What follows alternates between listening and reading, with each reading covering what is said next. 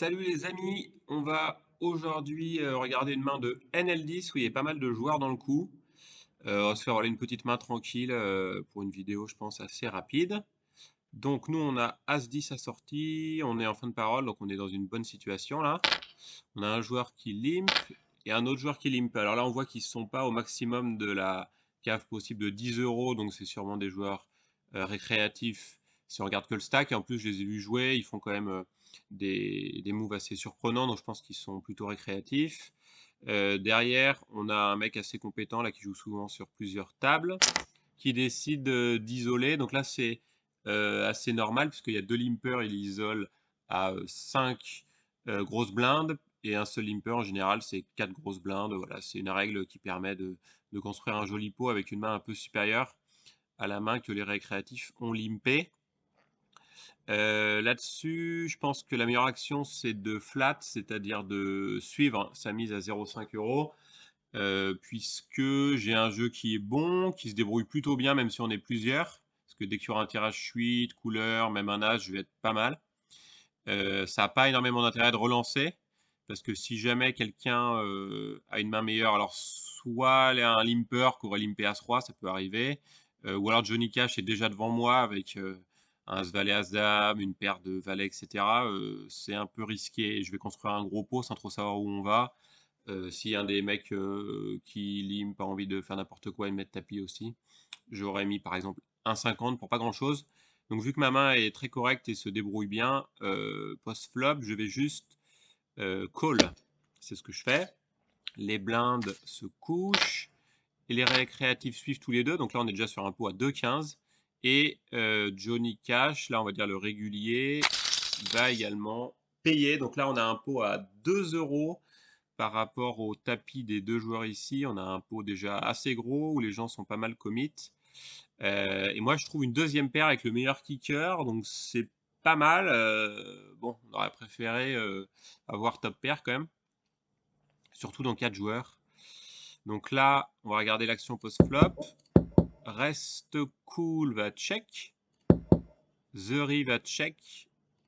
Et Johnny Cash va check également.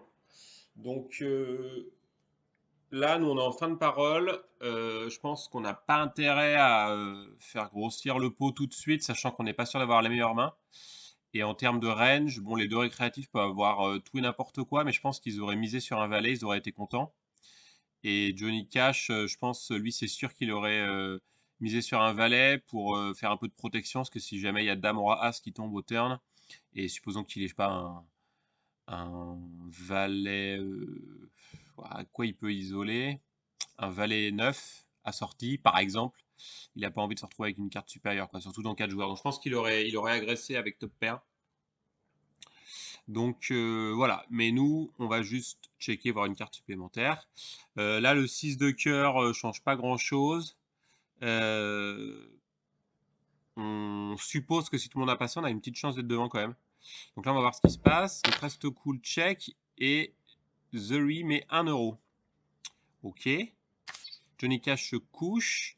Là, ce joueur qui a checké va peut-être se coucher derrière, c'est pas encore certain. Et nous, maintenant, on nous demande seulement 25% du pot là. Donc 1 euro pour en gagner éventuellement 4 avec la meilleure deuxième paire. Sachant que voilà, The Reese n'a pas misé flop, donc je ne suis pas convaincu à 100% qu'il est le valet.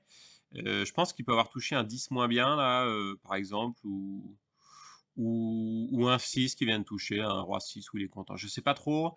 Peut-être qu'il peut essayer aussi d'être sur un tirage avec les cœurs. Mais moi, c'est assez tangent, mais c'est vrai que c'est sûrement un petit peu dommage de se coucher maintenant. Après, il faut savoir que derrière, on aura un pot à 4 euros et lui, il a 2,82. Donc, on est quasiment sûr que ça peut partir à tapis, quoi. Donc, il faut être prêt quand on call, là, à remettre derrière les 3 euros. Bon, sauf s'il y a un cœur ou un as, par exemple, non pas un as, pardon, ou un roi qui tombe et qui peut faire que là, on est vraiment derrière, quoi. Donc là, on paye. Évidemment, on va pas faire tapis tout de suite puisqu'on n'a pas le meilleur jeu. Nous, on veut pas faire tapis tout de suite, mais si on est obligé d'aller à tapis sur une action de The Raise, on réfléchira à suivre dans pas mal de scénarios. On paye. Et là, que se passe-t-il? La river est un 7 qui change pas grand-chose. Il y a quelques suites qui sont complétées, mais c'est assez faible. Normalement, personne a 8-9 dans cette histoire. Donc, on va voir ce qu'il fait. Et là, il met 1,19. Euh, Ce qui est pas trop gênant pour nous, parce que maintenant on va le payer, c'est clair qu'on a les cotes, là, ça fait quoi? Ça fait un tiers à peu près, sachant qu'on a la meilleure deuxième paire. S'il veut bluffer, c'est peut-être un peu léger, je pense qu'il voulait bluffer avec rien du tout, il aurait plutôt mis tapis.